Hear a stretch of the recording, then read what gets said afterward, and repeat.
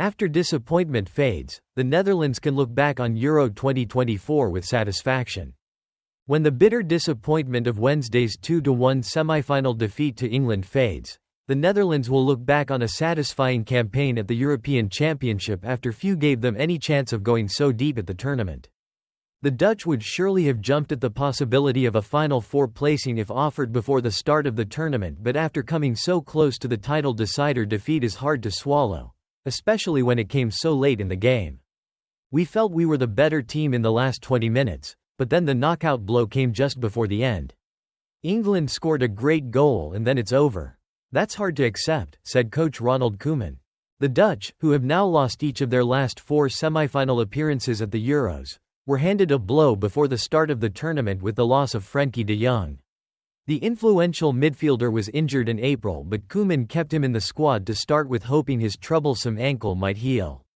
It did not. Fellow midfielders Martin de Roon and Toon Koopmeiners, both from Europa League winners Atalanta, were also injured weeks before the tournament.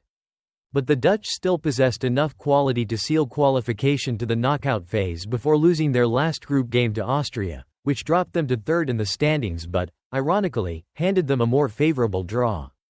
That 3-2 defeat was followed by a week's break before they met Romania in the round of 16, ample time for some typical Dutch plain talking among staff and players that cleared the air and refocused energies.